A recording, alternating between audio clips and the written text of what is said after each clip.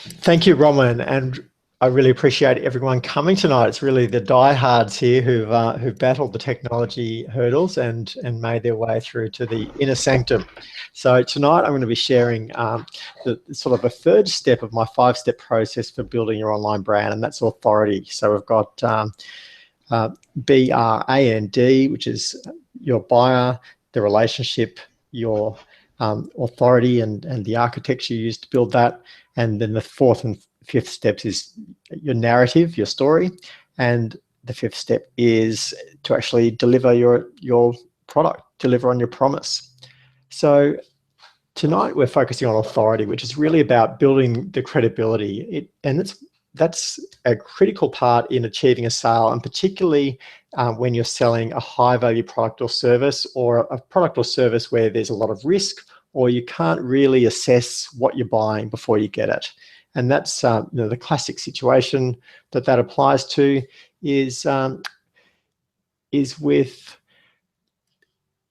a service sale versus a product. We're all used to buying products that we can pick up and handle. If we don't like them, we can change the color or send them back. With services, they're less tangible. Once you consume them, they're gone. So it's really a matter of making sure that we are able to communicate clearly what the result is that people are going to get, because we can't actually show them the product up front.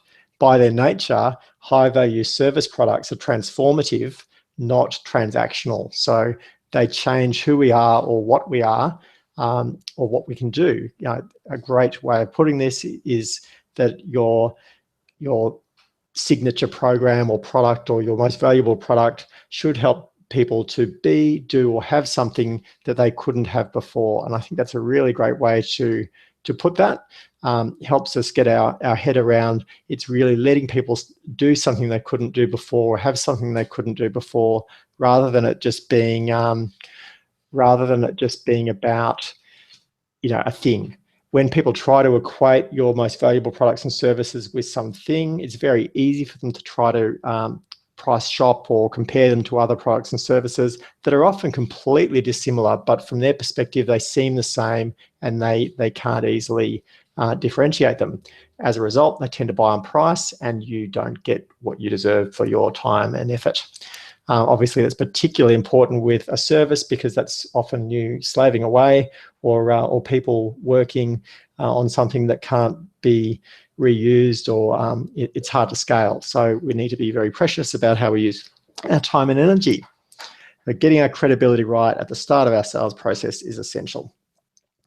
And really, this is about creating value and learning to sell the way that your clients love to buy, so that they feel they're getting what they're paying for. If that doesn't occur, then no matter how technically well you deliver your product or service, if the client's not happy, if they're not perceiving and receiving the value, then you're not delivering and not fulfilling your promise.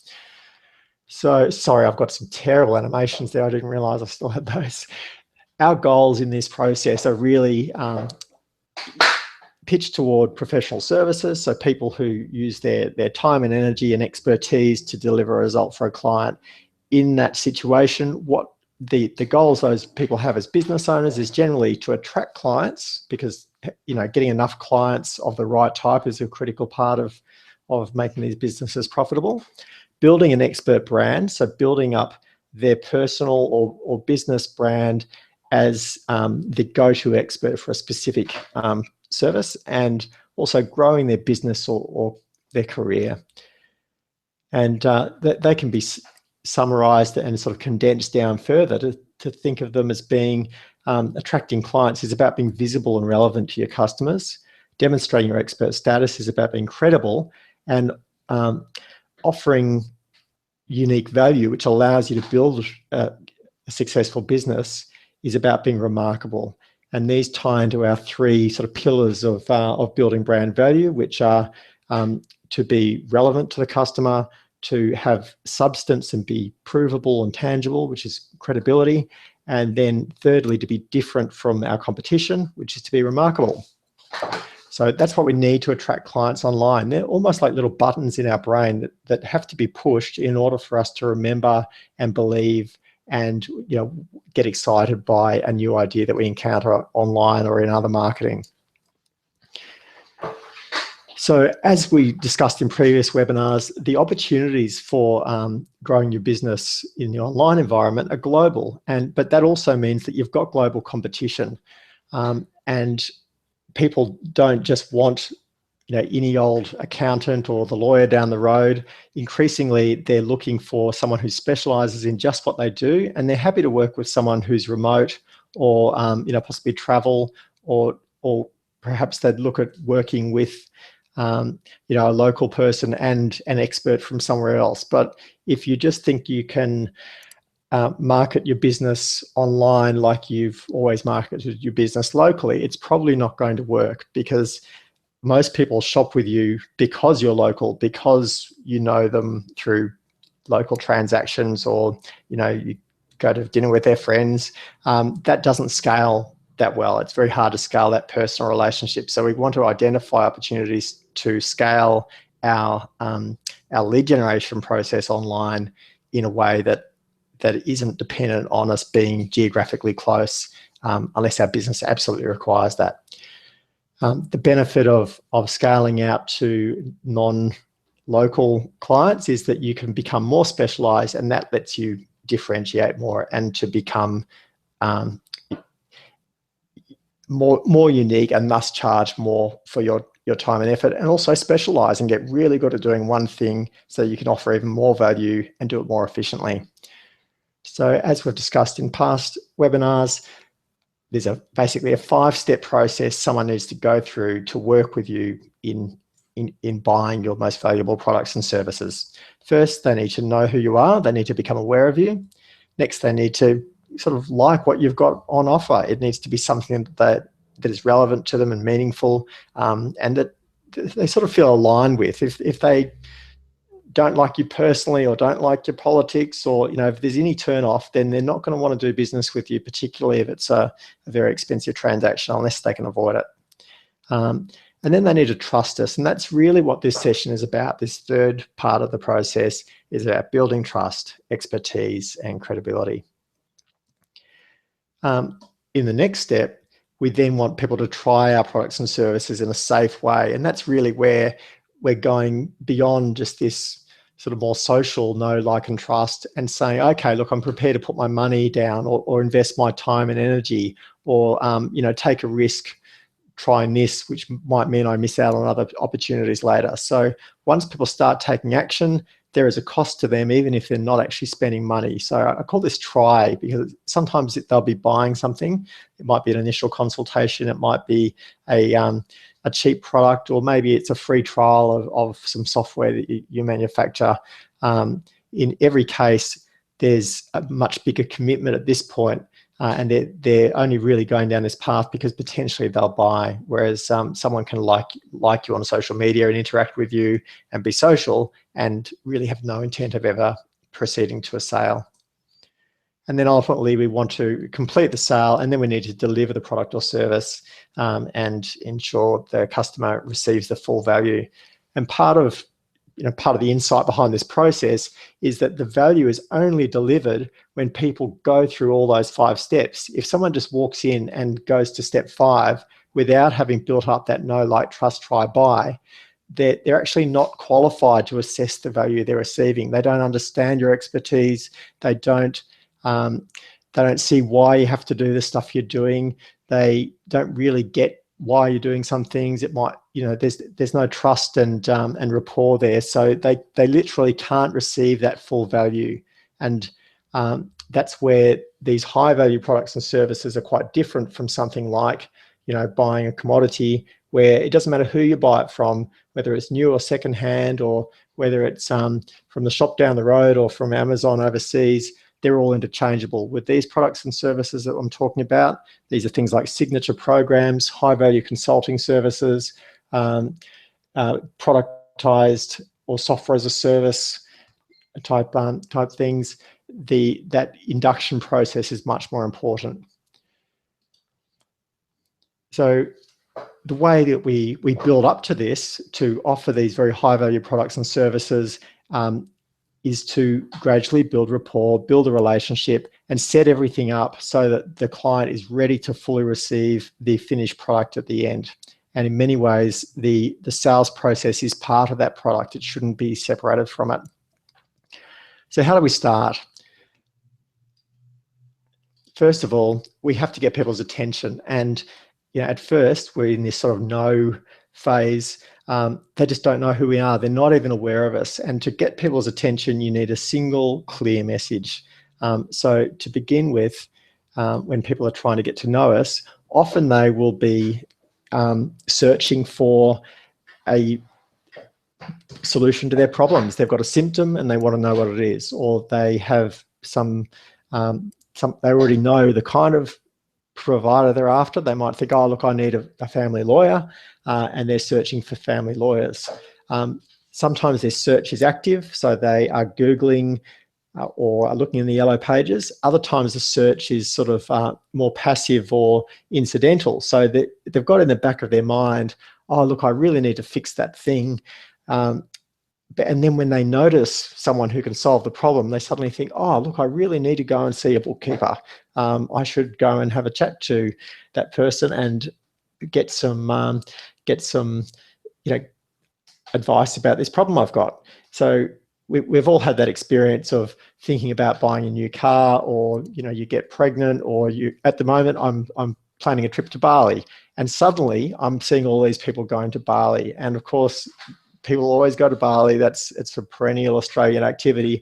I had honestly never noticed it, and suddenly there's 10 people going to Bali that I know. Now, that's our reticular activating system. It's part of our brain that says when you're searching for something, there's a part of your brain that is suddenly turned on and notices things that it didn't notice at all before. And so that's passive search, where we kind of know we need it, and then we're open to seeing it everywhere. So this first stage of the know thing occurs in the context of search. I'll go through that in a bit more detail.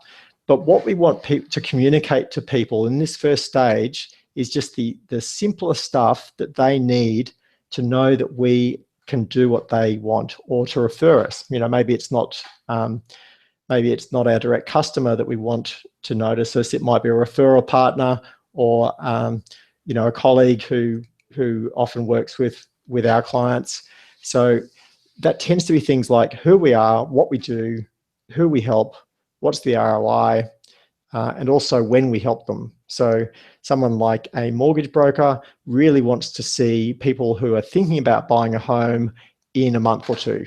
They don't want to see them when they've just signed the contract. That's too late. They want enough notice, and they want people who are in the planning phase. So the timing is really important there as well. And for people in KPI, you'll be very familiar with this as the name, same, claim to fame. There's lots of different formulas for this. But the challenge here is getting noticed. You just need to get on their radar. Until you've got that, nothing else can happen.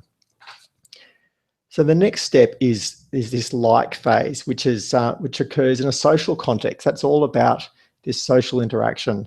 And partly people need to kind of like us personally and like our business, but also it's about being literally like us. So if people are sort of thinking, is this my type of provider?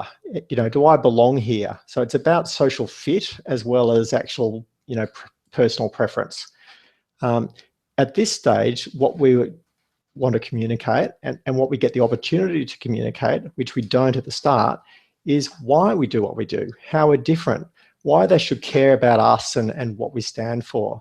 So because we've moved beyond just this introductory, oh, hi, I'm Dallas, I'm a web designer, you start to get into conversations. Oh, that must be interesting. So, what sort of stuff do you do? Oh, well, I'm different because I do it like this. So you see, whereas if I started the conversation with that before they really understood what I did, then it's not going to sink in. They don't have anywhere to put me. And, as we know in the key person influence framework, that's the name, same, claim to fame comes at the beginning, and then you get onto your why.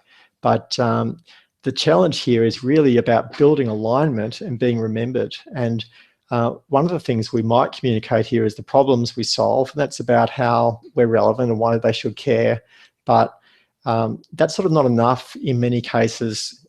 You need to build a deeper connection and alignment with values, and that's part of what we explore in the course. The third step is the trust step, and here it's about credibility. This is really what today's lecture is about. So we're going to zoom right into trust, credibility, and expertise here. So why should they trust us? What's our expertise? What's the proof that we can deliver? And what we are really trying to, the hurdle here is that people can actually make sense of what we do in their context. And I really see that this middle level is about connecting our expert knowledge, which we're very solid in. We're awesome at our jobs, but the client can't even understand that because they've got a completely different worldview and a set of expertise. Unless we can connect what we know needs to happen in order for them to get to where they go with what they understand about their world and where they are, then we can't get them there. We can't cross that bridge and move them on toward a successful outcome. So in this phase, we really want to be communicating something that's not too technical. It should be broad general principles that most people can understand, or at least our ideal client can understand. So I'll give you a framework for doing that. And then the fourth phase, this try phase, is where they're actually getting to try out the product or having an introductory session or possibly trying a light version or a free trial. And what we want to occur here is to reinforce the know, like, trust process. We want to show them, how the product actually works, what the bit more nuts and bolts in this phase, how it's easy and why it's for them. So it's very much about reinforcing that initial sort of liking and yes, this looks like it's for me. This is a confirmation stage. But then from our perspective, we want to qualify the buyer and make sure that they're actually a suitable buyer for us. We don't want to sell to just anyone, because unless they can get the full value outcome from our process, then that'd actually be a bad client for us to take on, because they'll be dissatisfied unless they've got the time, the resources, the energy, the disposition, and will get the value. We almost don't want to take them on as a client, even though we might make a bit of money. You'd rather have a successful outcome and a referral than a dissatisfied client. And the challenge here, our goal is to get them to take action and to actually use the product, or to fully commit to our process, to really imagine themselves in going for the full program or the larger product that we're looking to sell, and then ultimately to take the next step, which is to buy. And this is where we convert the sale and we begin our onboarding and start to deliver that more tangible value.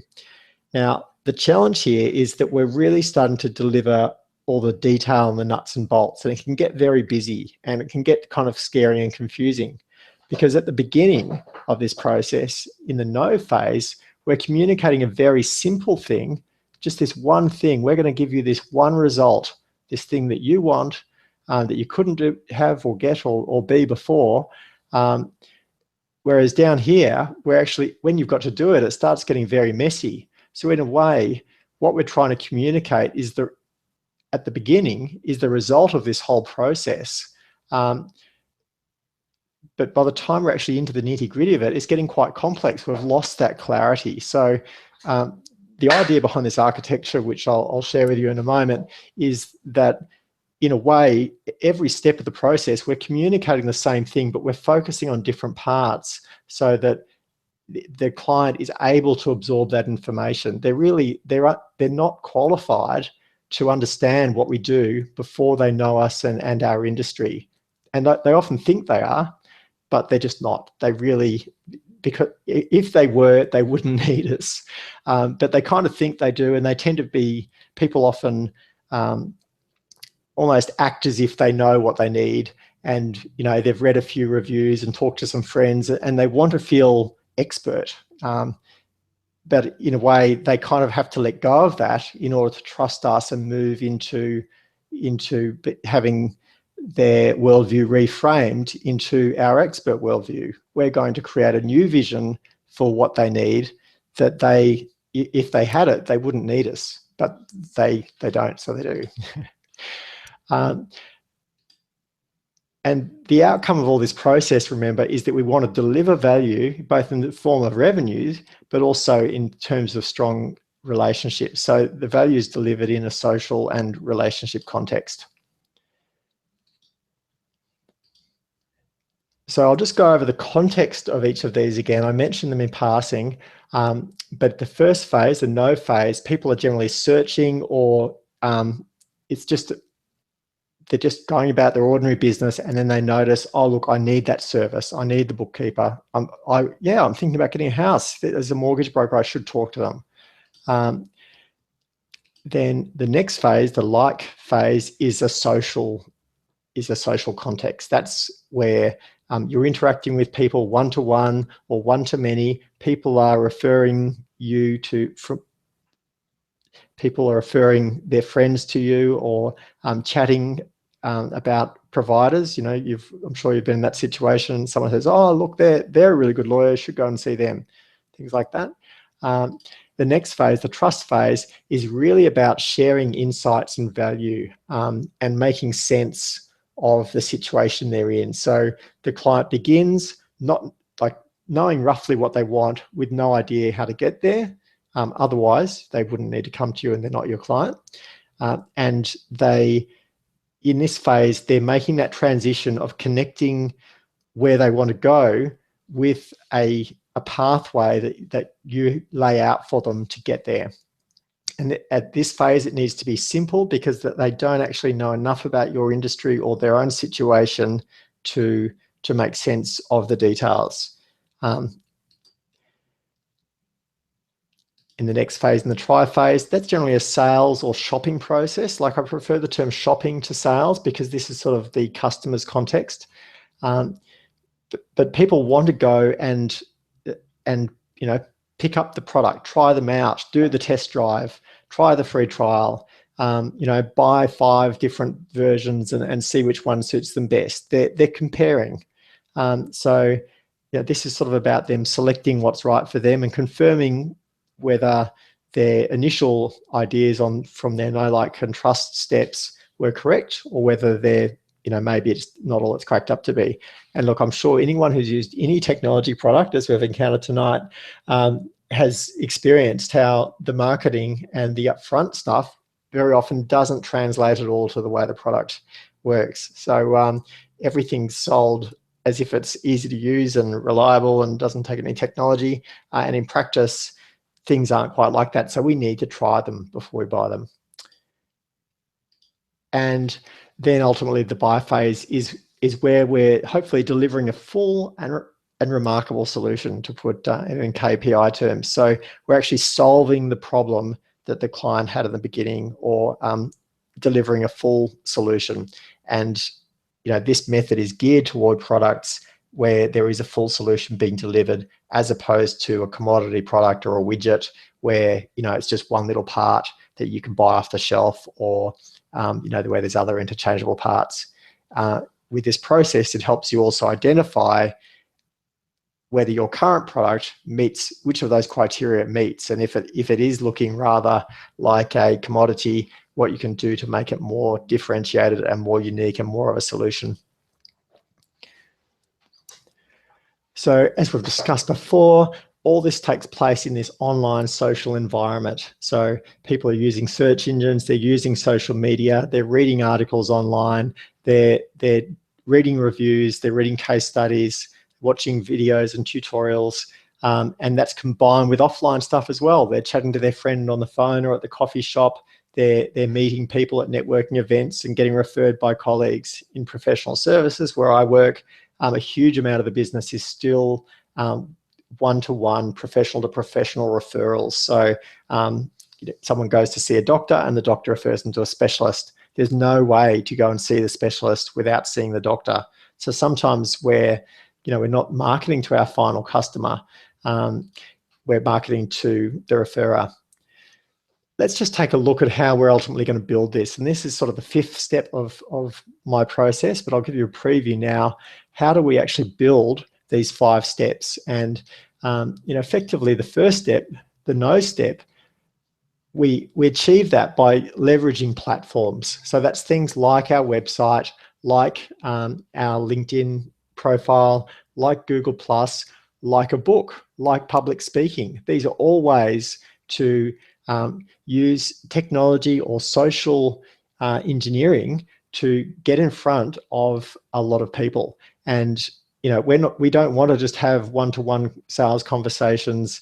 It's just not efficient enough. We want to be on some sort of platform so that we stand out from the crowd. So that's a really essential component. And ideally, the platform is one that we own and control. That's a message I'm sure you've heard before. We want to build a platform that we've got control of, that we can take where we want to take it. We're not renting it. It can't get shut down. So ideally, that's a website that you can control.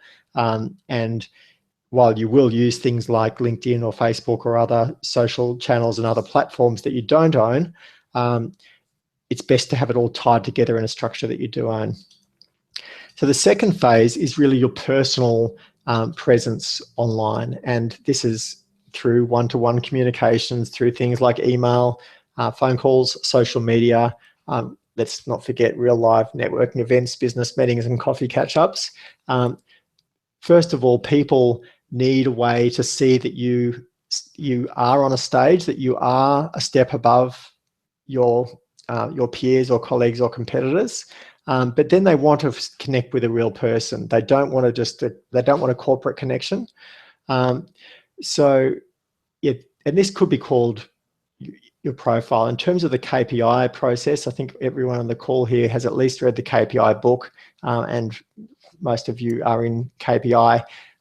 This all really applies to your profile. Your profile is your whole online footprint, and as you'll see, each of the steps thereafter comprise your profile. But in many ways, what KPI talks about with profile is this sort of personal thing.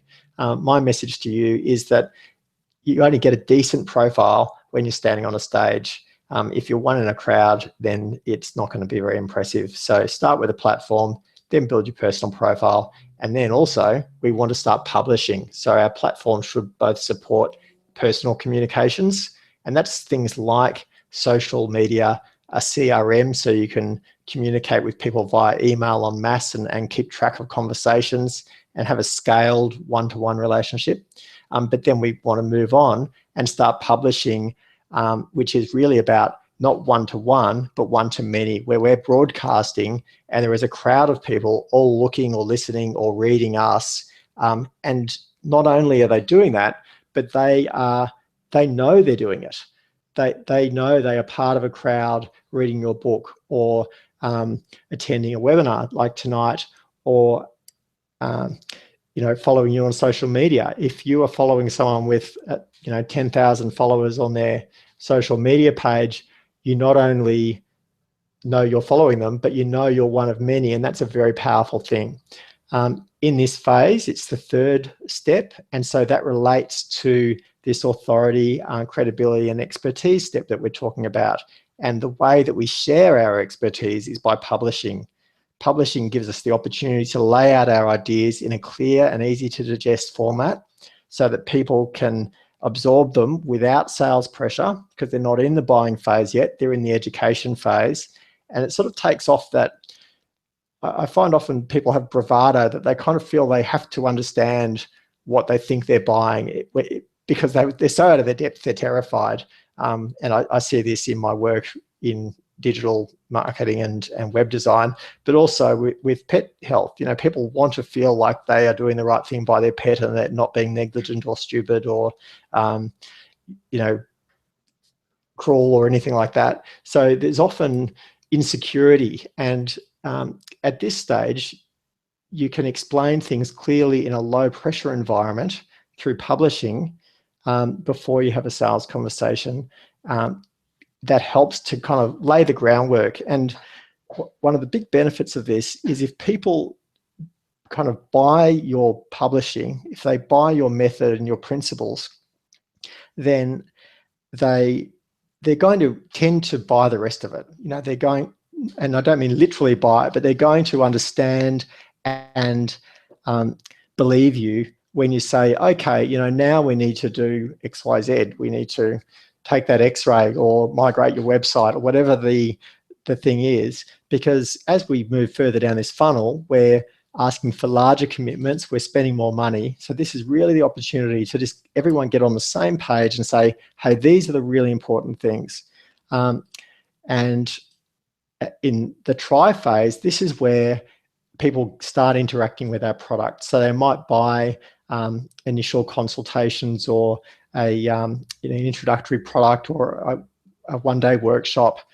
This is where they get to start to experience your value, and they start to experience how you actually deliver value. Up until now, you're really just talking about it, but at this stage, you're starting to deliver value, and they're paying for it, whether it's with their time, their email address, or their money. And then finally, in the buy phase, that's when people consume your full price product. And this might be a program, or it might be some sort of online platform or a package of consulting services, or yearly managed services of some type. And this is where we actually fully deliver on our promise that we made in the first step. Now, thinking of what we might call these things, this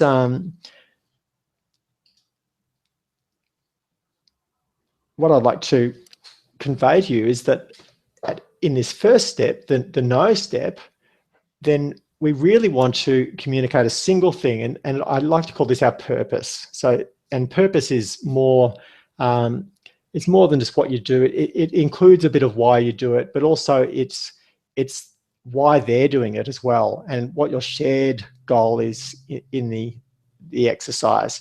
I find this really useful with web development stuff to get to what are people actually trying to achieve, because it's very easy for projects to get bogged down in sort of technical details and plugins and functionality stuff, but really, unless people don't keep track of what they're actually trying to achieve, then you can build an awesome website or get lots of social media followers or something and totally fail in this first step. And the second step, in the like phase, I talk about priorities, and this is where in the KPI method, your problems come in. You've got 3 problems and 3 solutions there. Or another methodology I like, the one from Conversations That Win the Complex Sale, they talk about you've got the customer has an objective, a single objective, but there are 3 big challenges stopping them from reaching that objective. And we need to solve those challenges in order to deliver the single objective. And there's a reason that there's 3 of them. It's because 3 is the magic number in marketing. So just remember, all these are arbitrary. I've used an ascending odd number of things, because odd numbers tend to work well in marketing as well. And you'll often see things that have 3 or 5 or 7, but the numbers are arbitrary. It's whatever you need to make it work for you. But 3 here is very nice.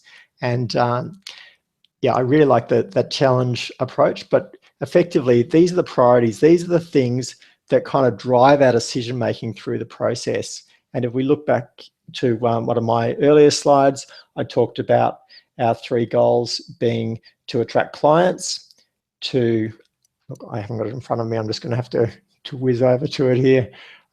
Attract clients and demonstrate our expert credibility, and to offer unique value. And they tie directly into that contrast, context and concrete, or relevant, substance and difference. So they're really fundamental parts of any marketing, communication, or branding effort. So that they're the 3 most important things in trying to get your message across online. So that's why they're my 3 things. So you should also think, what are the 3, when trying to figure out your 3 problems, make sure they are 3 really pressing issues.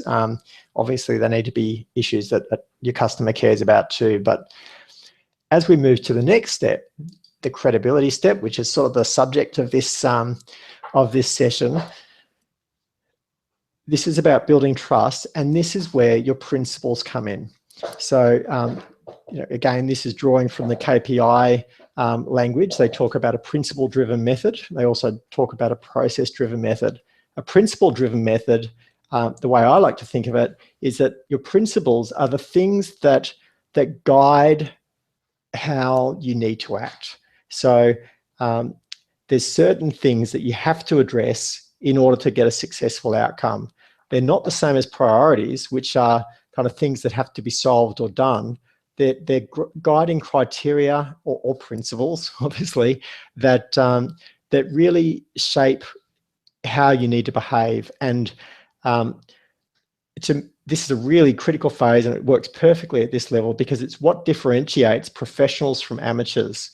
Amateurs are very happy to rush down here and just say, oh, well, look, I just want to get, a couple of these and do this. But from your professional expertise, you've identified that unless you address the principles, these sort of underlying criteria of a successful professional outcome, then you can't take shortcuts.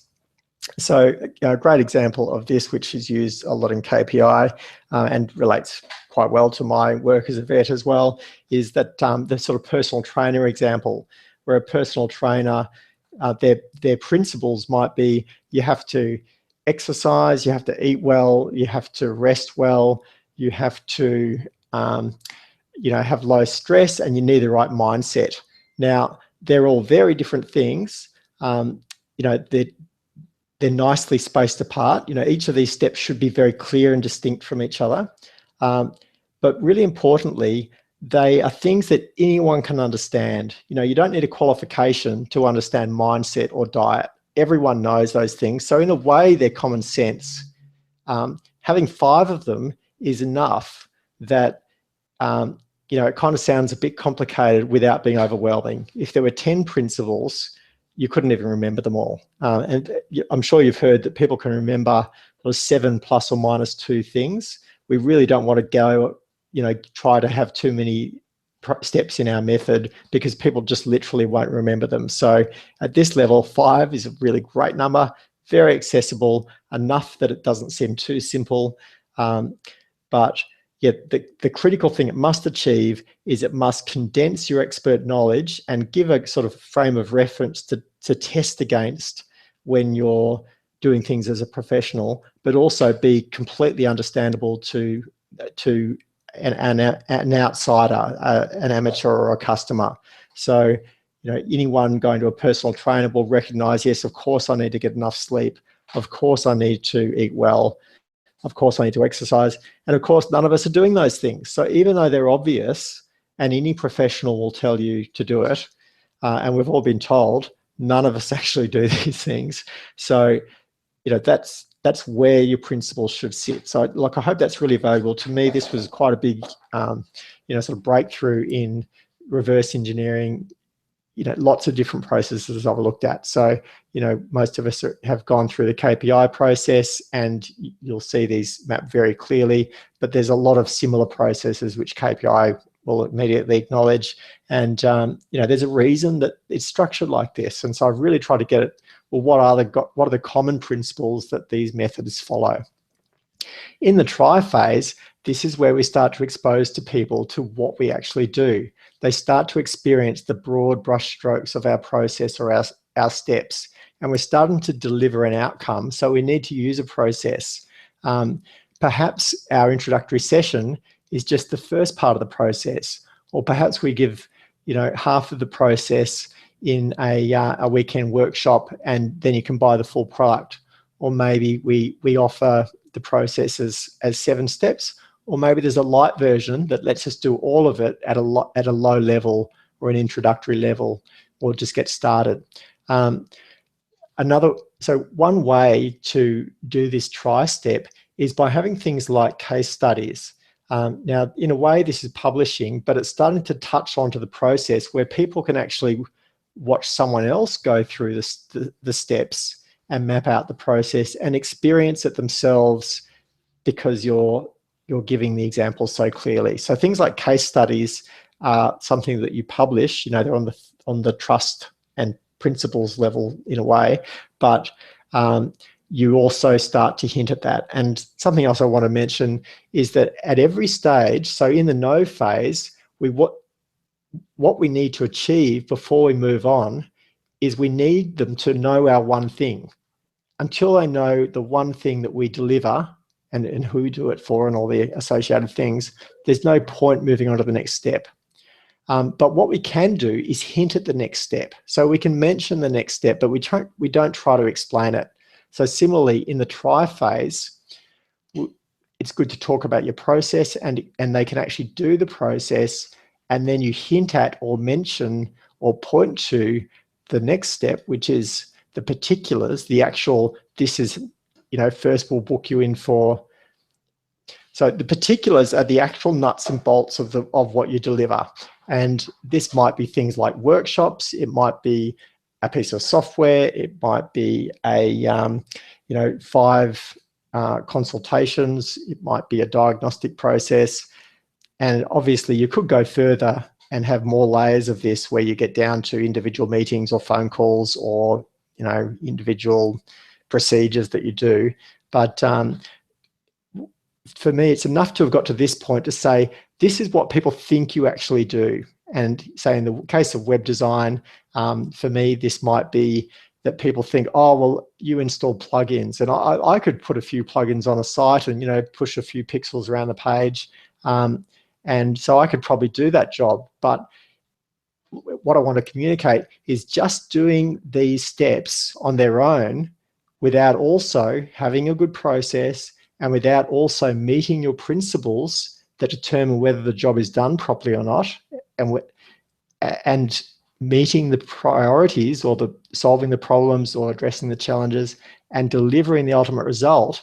Unless you do all of those things, you haven't delivered.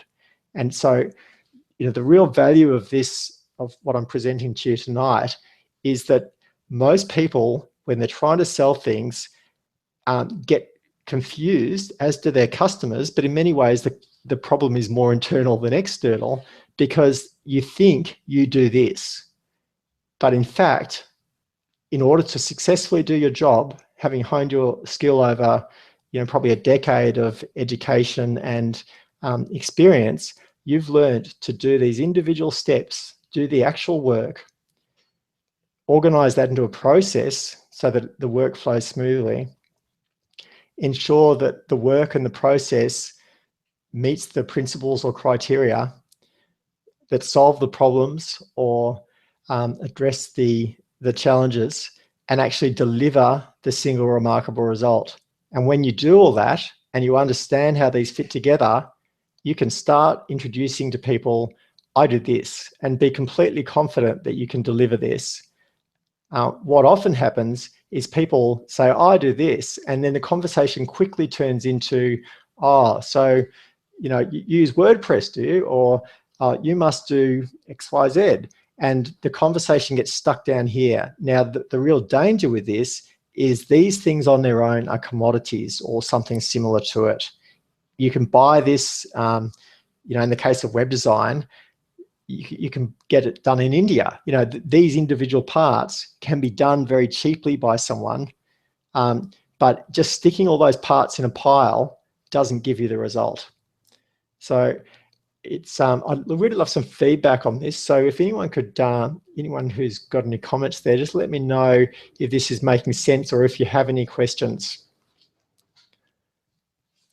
There's a bit of a delay too with the webinar jam, about a 30-second delay. So I hope you'll find that that's really valuable, because that to me is the biggest challenge that we face when trying to create our full and remarkable product. Our full and remarkable product, in a sense, does all these things, whereas a normal product is one of these things. So thinking about how you can communicate that is the challenge, and that's why I've introduced this phased communication. So you know what phase you're at. If someone's just getting to know you, your goal is to communicate your one thing, what it is that you do, and a bit of why you do it. And then as you get into the social thing, you can start saying, oh, well, my customers have these problems, or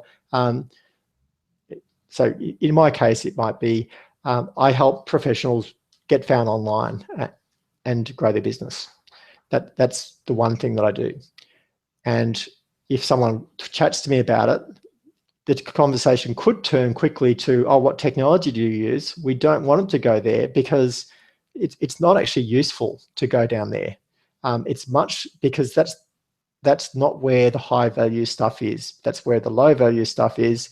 And people think by using the right words that they understand it. They don't. You can't actually have an intelligent conversation with people about the depths of what you do most of the time. What you can have an intelligent conversation about is what problems that you solve, which in my case, I help them attract clients, I help them look like an expert online, and I help them differentiate so they can offer value that no one else can. So that's something that anyone can understand and is addressing deep issues that people face. And then, within my 5-step process, it's very much this step, which is, the know, like, trust, try, and buy. They're the 5 things that we need to address in doing this. And there's other ways to do it as well. But you'll see as we go through the next couple of phases, effectively, my process is a 5-step process, each of which has 5 steps within it. So it's sort of a bit complex. I don't encourage you to go down this path. And yeah, so I'll just check back and see how we're going with sort of questions. So we've got Patricia says, that's a wonderful summary, Dallas. Bottle that sentence. I wish I knew which sentence it was now. That was good. Bronwyn says, that's good. Looking at it upside down. Katrine said, makes total sense. Really enjoying the information. Dimity says, this is making sense. Katrine says, makes perfect sense. Just want to find a way to get my message across. And yeah, going backwards up the funnel has given me a deeper sense of clarity. I feel like I need to go back to pitch again, says Bronwyn. And so I will just touch on this up and down the funnel thing. So in this, in my process, I sort of start off talking about a traditional sales funnel. So I'll just take a step back here.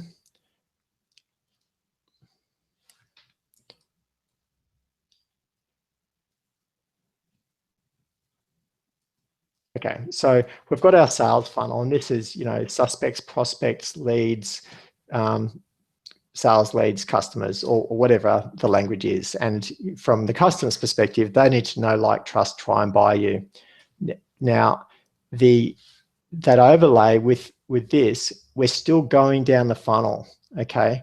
But at the start, we communicate a single thing, and the thing we communicate is the result that we deliver. Okay, so our funnel produces value, and at the start of the process, we say, hi, I'm so-and-so, and I deliver this value. And then we break down why that matters and why it's important, what the sort of criteria are in order for us to be able to do this, because unless we get agreement from people that these are important, they're not going to work out. Unless if they sort of say, oh, look, I would love to get fit and healthy and have 6-pack abs, but I don't like eating well, and I just don't think I can do it. I think I'm genetically flawed, so I'm never going to make it. So that if they say, oh, look, I'm not going to do diet, I'm not going to do mindset, there's no point starting. So unless this is really about getting agreement on both sides as to what the criteria are. Now, I'll just move quickly. We'll wrap up shortly. I appreciate everyone's patience. We started very late. I'm going to share screen for another window. This could be a bit tricky. Okay.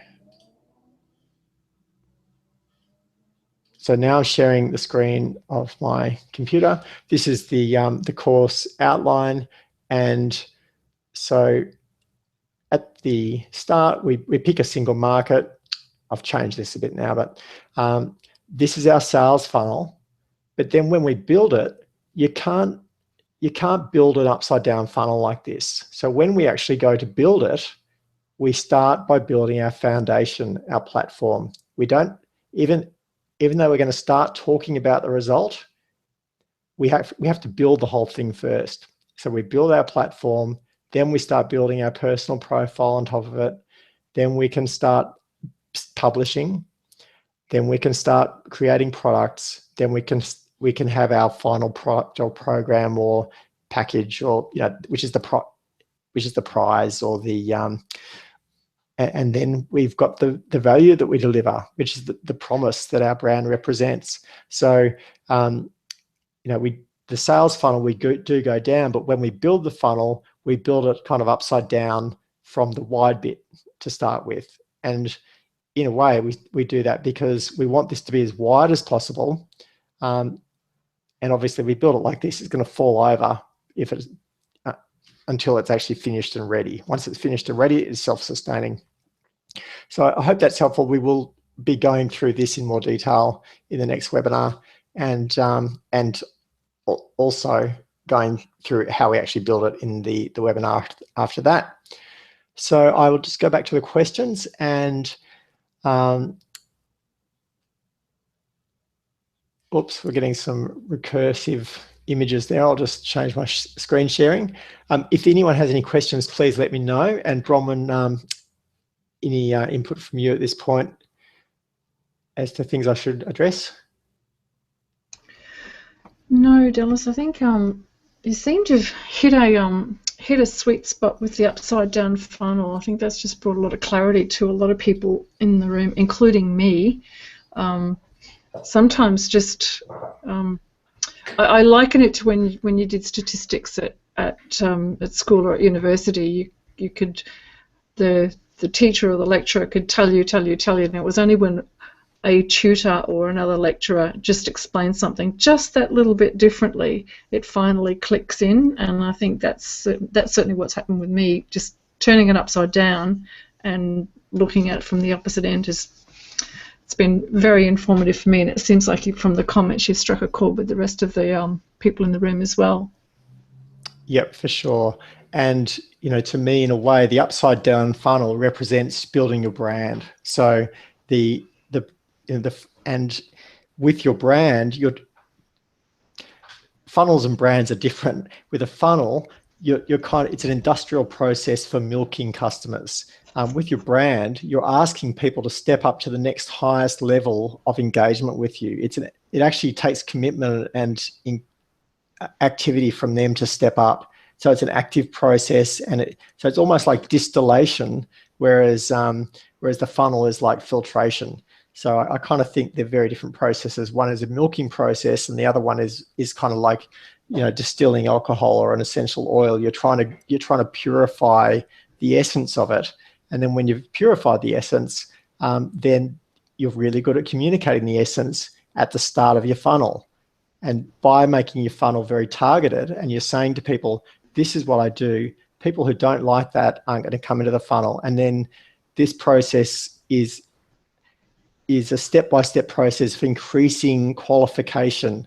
You're qualifying them and they're qualifying you too. A lot of people will go, look, you know what? I don't want to do your 5 bloody principles. Too hard.